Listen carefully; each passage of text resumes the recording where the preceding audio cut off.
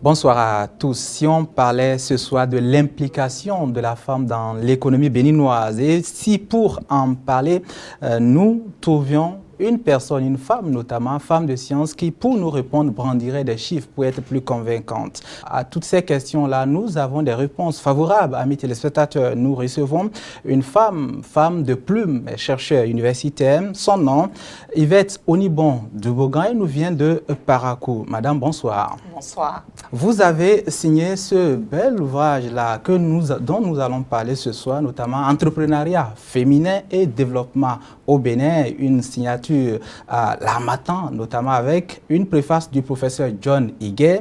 Revenons alors sur le titre, le choix du titre, Entrepreneuriat féminin et développement au Bénin. D'abord, la corrélation, pour vous c'est important. Oui, merci d'avoir accepté de me recevoir sur votre plateau. Entrepreneuriat féminin et développement au Bénin. J'ai choisi ce titre parce que dans cet ouvrage, je montre que, contrairement au discours sur la victimisation des femmes, contrairement à la conception populaire de l'activité des femmes comme de petites activités qui n'ont pas beaucoup de valeur, cet ouvrage montre, chiffre à l'appui, le rôle que les femmes béninoises jouent dans le tissu économique en tant qu'acteurs, actrices dans le secteur privé et dans le secteur public à travers leurs activités entrepreneuriales. Et lorsque nous parlons ici d'entreprises, nous parlons en même temps des micro-entreprises, mais aussi des entreprises d'envergure qui de plus en plus sont dirigées par des femmes aujourd'hui. Et le lien avec le développement, c'est de montrer comment est-ce que ces activités qui sont menées, qui procurent des revenus pour des femmes, peuvent avoir un impact sur le bien-être au niveau des familles, mais en même temps peuvent avoir un impact dans l'organisation du tissu économique national. Alors, c'est vrai que vous parlez d'une représentation, d'un ouvrage effectivement qui aborde la question de la présence de la femme dans l'entrepreneuriat. Effectivement, votre ouvrage est plein de chiffres, bien évidemment, où on sent qu'à des niveaux donnés, c'est la femme en fait qui a le lead au niveau de la gestion des questions entrepreneuriales. Je ne dirais pas que la femme a le lead au niveau de la gestion des questions entrepreneuriales à proprement parler. Je dirais que les femmes ont leur place dans le tissu entrepreneurial béninois et qu'il est important de le savoir, d'aller au-delà de la perception que nous avons des micro-activités des femmes qui ne génèrent pas vraiment des revenus ou qui n'ont pas vraiment d'importance, pour voir que, à travers l'étude, le recensement général des entreprises réalisé par l'INSAE en 2010, pour voir que les femmes ont un rôle important dans le tissu économique béninois. Et ce recensement donne déjà des pourcentages, un pourcentage de 48% de femmes qui ont des entreprises dans les différents secteurs, mais en même temps, ce recensement nous montre qu'il y a une sorte de féminisation de certaines activités comme le commerce et l'artisanat. Et surtout que les entreprises féminines sont à 76% dans le secteur informel et pour le reste dans le secteur formel, et que surtout les femmes font de l'auto-entrepreneuriat et qu'elles entreprennent assez souvent seules. Et donc ce sont des chiffres qui parlent d'eux-mêmes et qui montrent que quand bien même nous sommes dans un contexte social patriarcal et que dans ce contexte social patriarcal, le statut de la femme est inférieur au statut de l'homme, comme le veut le construit social, du point de vue économique, les femmes sont là, elles sont présentes et elles représentent un poids dans l'économie de notre pays. Est-ce que quand on lit votre ouvrage, on a la réponse à une question qui découle de cela, c'est se demander si finalement cette même mise de la femme dans certains secteurs bien évidemment de l'économie et de l'entrepreneuriat, cette même mise-là est une coïncidence accidentelle ou c'est justement lié à cette représentation patriarcale quand même de la société? Oui, il faut reconnaître que la forte présence des femmes dans le commerce et l'artisanat découle de la construction sociale des relations entre les hommes et les femmes, mais aussi de la répartition des rôles déjà dans les ménages et qui apparaît après dans le secteur économique. Comme vous le savez, on a plusieurs proverbes qui nous disent que la femme fait les travaux de la maison et les hommes font les travaux de l'extérieur. Et lorsqu'on le dit, on voit plutôt les femmes dans les travaux qui n'ont pas vraiment de valeur, auxquels on ne donne pas vraiment de valeur et qui ont finalement un impact sur ce qu'elles peuvent exercer aussi comme activité génératrice de revenus. Parce que ici, lorsque l'INSAE a fait cette étude, l'entreprise a été considérée comme toute activité qui procure des revenus. Et donc, vous allez voir un grand nombre de femmes qui sont dans la transformation agroalimentaire, dans l'artisanat, dans le commerce à différents niveaux. Et forcément, si elles se retrouvent dans ces secteurs d'activité, c'est un prolongement du construit social et de l'éducation qu'elles ont reçu à la base. Ces aspects de l'entrepreneuriat béninois où la femme est bien présente, il y a quand même pas endroit des niveaux où elle n'est quasiment pas. Tout à fait, tout à fait. Nos enquêtes de terrain et aussi le dépouillement des données de l'INSAE ont montré qu'il y a plusieurs domaines dans lesquels les femmes n'entreprennent pas beaucoup. Le premier domaine qui me vient à l'esprit, c'est les BTP. Il y a à peine 1% de femmes dans ce secteur-là. Le secteur des transports aussi. Nous avons constaté que les femmes sont très, très minoritaires dans ce secteur. Et ensuite, les nouvelles technologies de l'information et de la communication. Alors, lorsque nous avons discuté avec certaines femmes qui entreprennent dans ce domaine et avec d'autres acteurs du domaine, nous avons constaté que c'est un lien avec le niveau de formation et le type de formation que les femmes font. Et ça nous ramène directement sur l'éducation différenciée entre les filles et les garçons. Nous savons que depuis des décennies déjà, les ministères de l'éducation, surtout au niveau primaire et au secondaire, se battent pour qu'on arrive à une certaine équité dans l'accès, dans le maintien et la réussite des enfants dans le système éducatif. Mais lorsque les enfants arrivent au niveau secondaire, on constate aussi que dans le choix des filières, il y a un problème. Il y a très peu de filles qui vont choisir des filières techniques. Et ceci pas parce qu'elles ne sont pas en mesure d'exceller dans ces filières, mais parce que la société les a formatées comme quelqu'un qui va enlever les ampoules, c'est un homme. Et donc, une fille, elle va rester dans la littérature un peu. Donc, on arrive à l'université avec un grand gap. Et finalement, on constate que ça a un impact aussi dans les choix de création d'entreprises des hommes et des femmes dans notre pays. Est-ce que quand vous répondez, ou quand vous chutez notamment cette réponse avec cet aspect-là, vous y abordez en même temps les facteurs déterminants? Oui, j'aborde un peu les facteurs déterminants de la présence ou non des femmes dans certains secteurs ou dans d'autres. Mais il y a d'autres facteurs aussi qui interagissent pour déterminer la création ou non des entreprises par les femmes. Allons-y. Ce que nous avons constaté, c'était que le niveau d'éducation était un facteur assez important. Et je n'avais pas dit tantôt que parmi les entreprises féminines, il y a plus de 90% qui sont dans le secteur informel. Et donc, c'est des entreprises qui ne sont pas très structurées, avec de petits niveaux d'activité, mais quand même avec des revenus assez substantiels. Et peu d'entreprises sont dans le secteur formel et ont une envergure importante. Je ne sais pas si vous avez entendu parler des Nana Bands et aujourd'hui on parle des Golden Ladies. C'est des femmes qui sont, les Golden Ladies surtout, c'est des femmes qui sont diplômées de l'université et qui ont décidé après de s'installer à leur propre compte, souvent dans le commerce, parfois dans des secteurs d'activité qui sont en relation avec leur formation. Elles ne sont pas nombreuses. Et donc, le niveau d'éducation intervient à ce niveau sur le secteur et le volume de l'activité. Ensuite, nous avons constaté que l'envergure de l'activité dépend aussi de l'histoire de vie des femmes entrepreneurs. L'histoire de vie individuelle? Individuelle, l'histoire de vie individuelle et des méthodes d'apprentissage. Il y a une part importante de ces femmes entrepreneurs qui apprennent à la pratique, soit en aidant la maman qui est déjà dans le même type d'activité, ou une tante ou un oncle. Et donc, ça se fait un peu dans le cocon familial.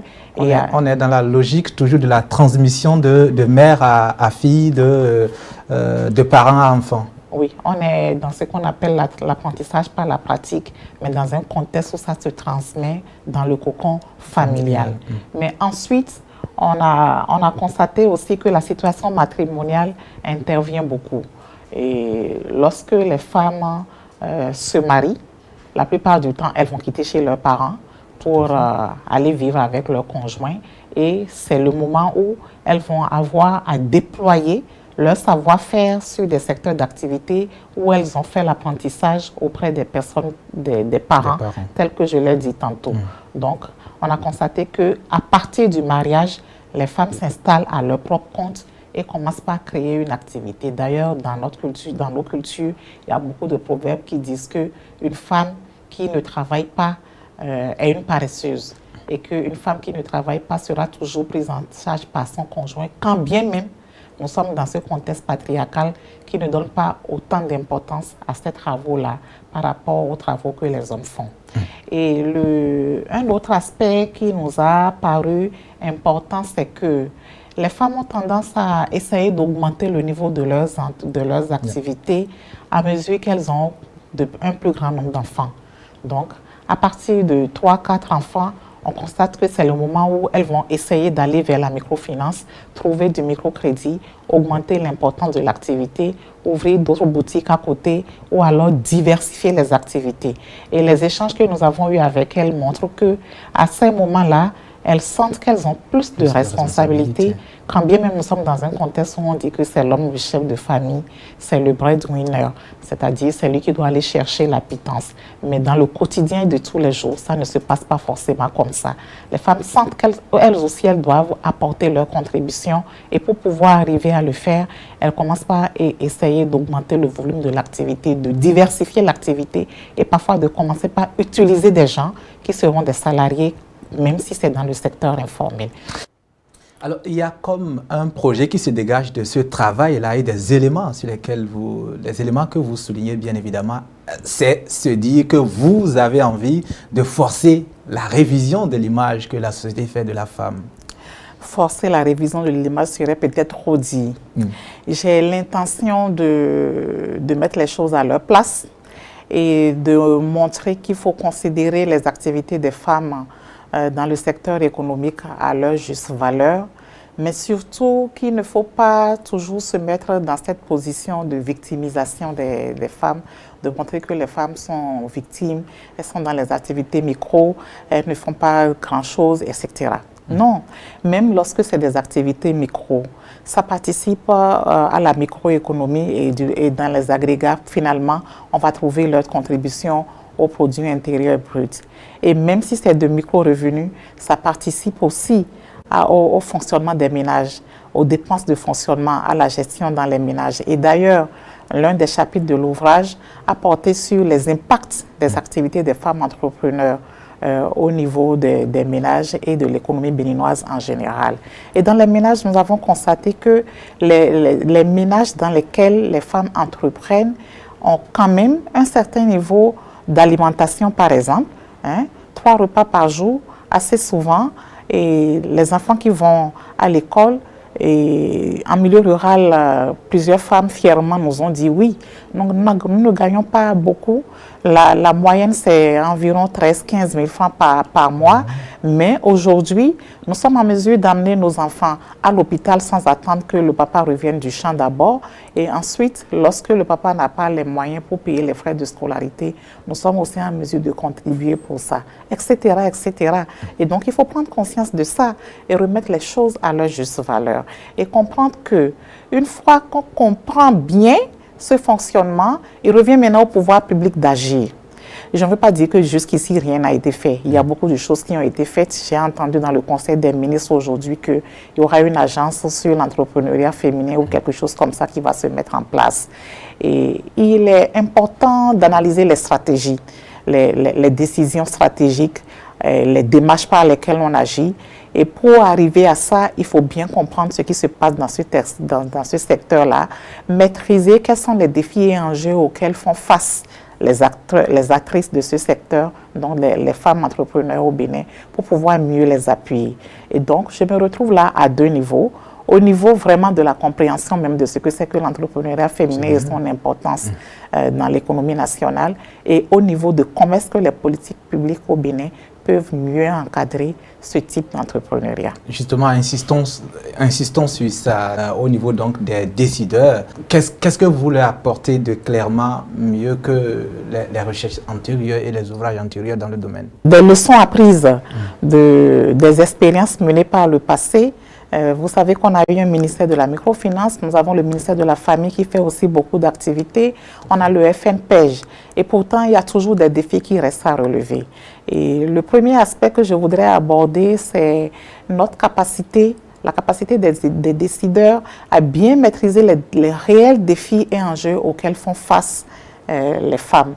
Parce que les défis ne sont pas les mêmes en fonction du type d'activité, en fonction du niveau d'éducation, en fonction du milieu, en fonction de la capacité ou non à avoir accès au crédit ou à ne pas avoir accès au crédit, les défis ne sont pas les mêmes. Donc, on ne peut pas avoir des programmes prêts à porter pour dire on a un programme qui correspond à l'entrepreneuriat féminin. Il faut aller plus loin et mieux analyser les choses. Ensuite, nous avons constaté que la plupart des femmes qui nous ont parlé, elles ont montré un savoir-faire qu'il est important de renforcer, qui n'est pas forcément un savoir-faire technique, moderne, parfois c'est un savoir-faire endogène. Il faut simplement les appuyer à améliorer ce qu'elles font déjà, à passer à l'échelle et à montrer aux autres ce qui existe et comment est-ce qu'on peut l'utiliser pour aller plus loin. Et surtout, la question de la confiance en soi, le développement personnel. Et ce travail nous a amené à faire une expérience de développement personnel avec une démarche que nous avons mise en œuvre qui part du bilan personnel de ses propres activités et de ses compétences pour arriver à l'élaboration d'un projet de vie sur 10 ans. L'entrepreneur ne l'avait pas vu, même s'il est dans le secteur informel, qu'il puisse avoir des boussoles sur d'abord ce qu'il sait faire et en quoi elle peut exceller.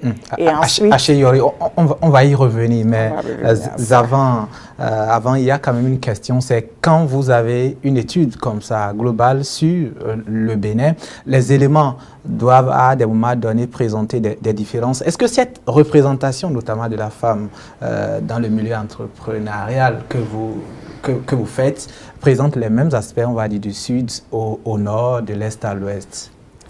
Il y a un fond commun. Il y a un fond commun, mais il y a des spécificités aussi par région.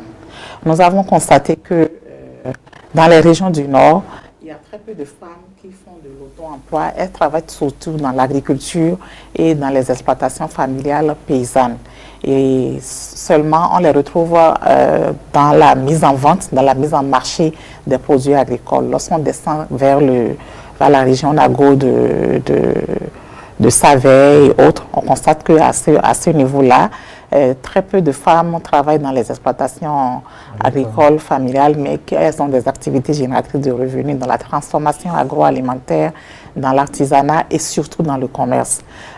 Avant, c'était le commerce avec le Nigeria, très peu maintenant. Donc, ça va être du commerce intra-régional dans leur zone de vie. Au sud, c'est un peu de tout. C'est un peu de tout. On voit qu'il y a beaucoup de commerce et de commerce de détail. Il y a la transformation agroalimentaire et il y a aussi de l'artisanat. Et dans le secteur de l'artisanat, c'est assez diversifié. Et donc, ce n'est pas homogène, mais il y a un fond commun. Voilà. Maintenant, on va revenir à chez Yori, notamment.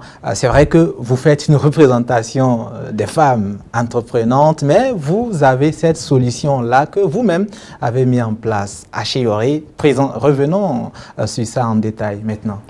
Oui, alors, c'est une démarche en 3 étapes. La première étape, c'est le bilan personnel des activités et des compétences. C'est dit que c'est dans l'ouvrage, c'est dans l'œuvre. Ce n'est pas dans l'ouvrage.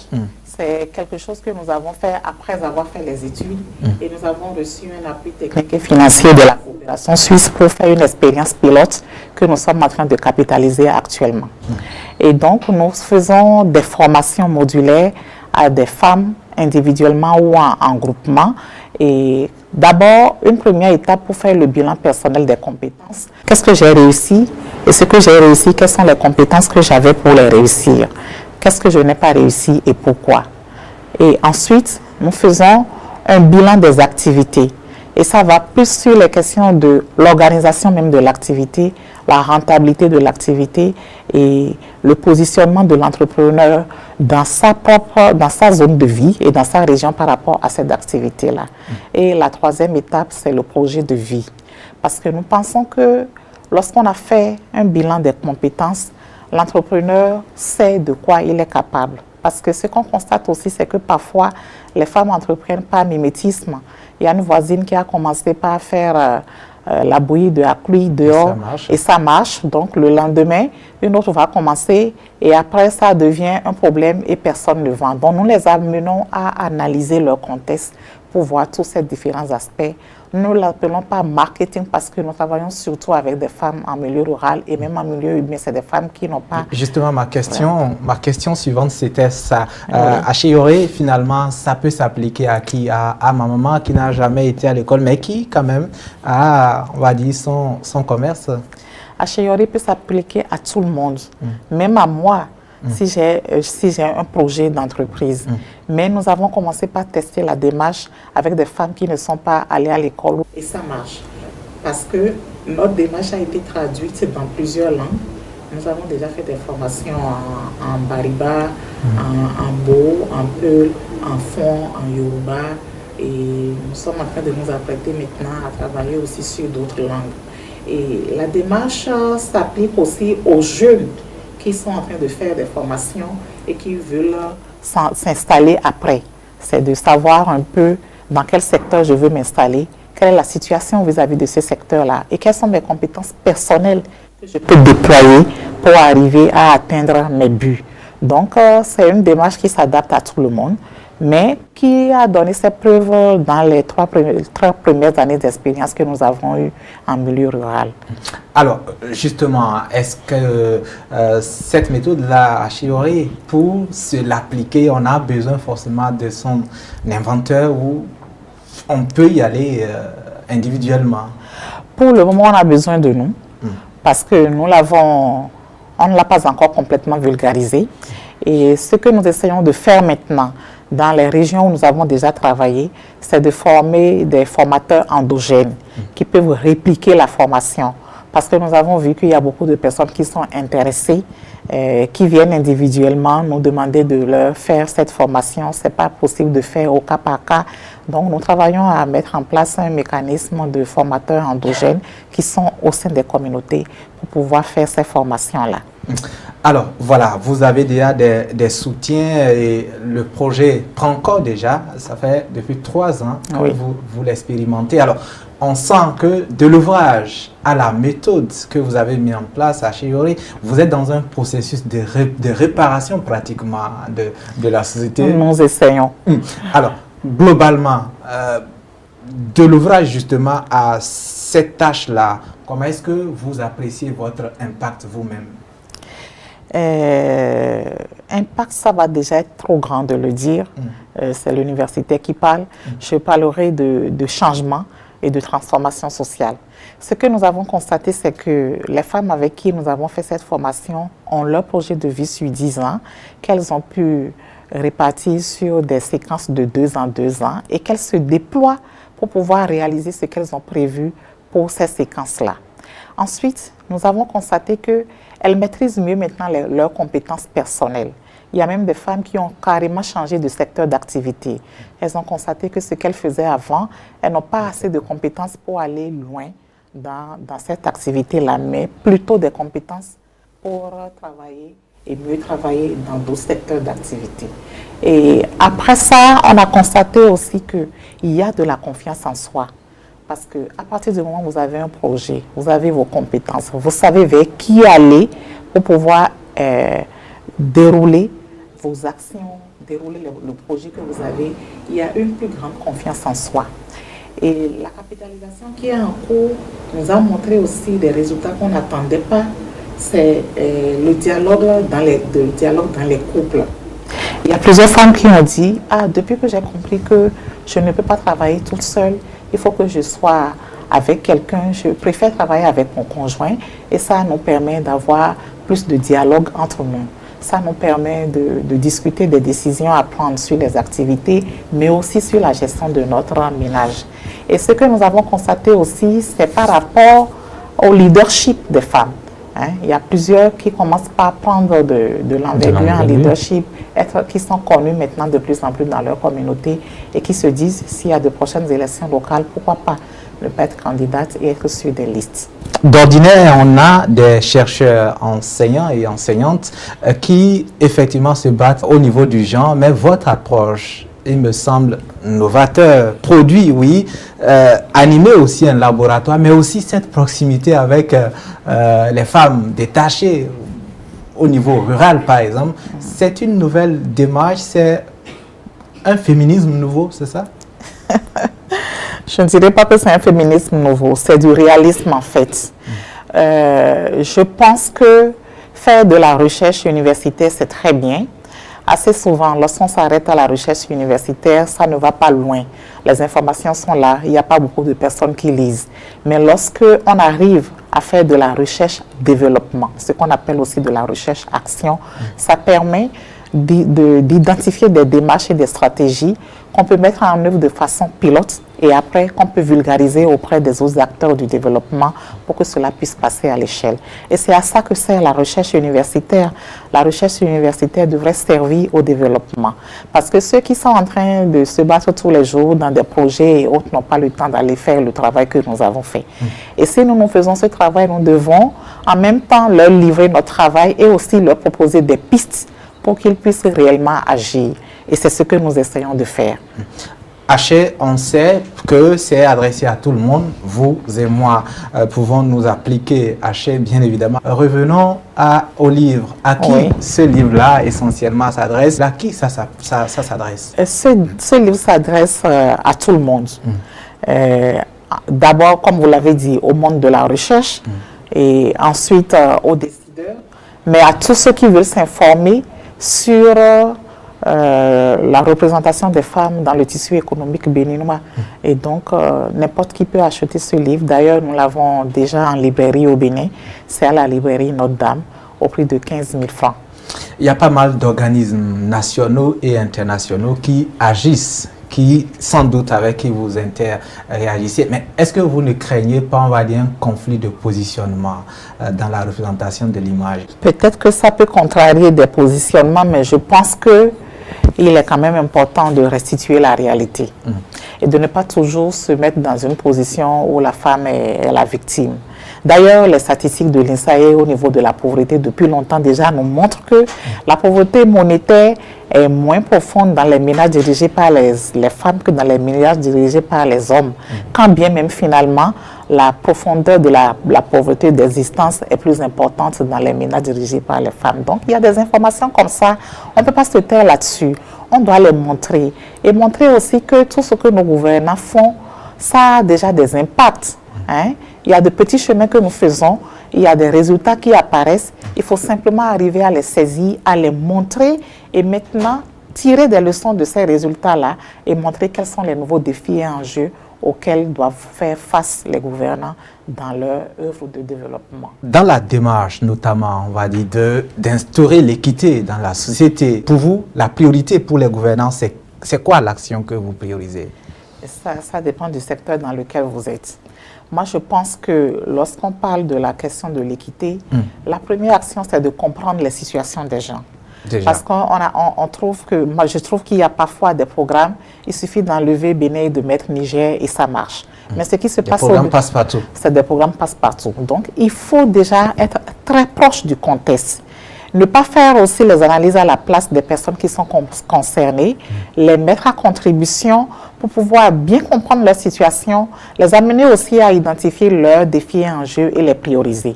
Et après, on peut définir des politiques et stratégies. Je pense que c'est la meilleure chose à faire. Pour être femme, il faut d'abord la fille, l'éducation. Prioritairement, qu'est-ce qu'il faut toucher pour que demain, vos statistiques soient, on va dire, plus reluisantes?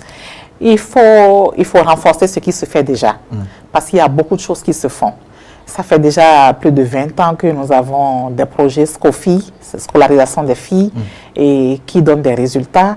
Il y a des statistiques qui montrent aujourd'hui qu'au niveau de l'accès, nous sommes presque à l'égalité. Là où il y a des problèmes, c'est le maintien.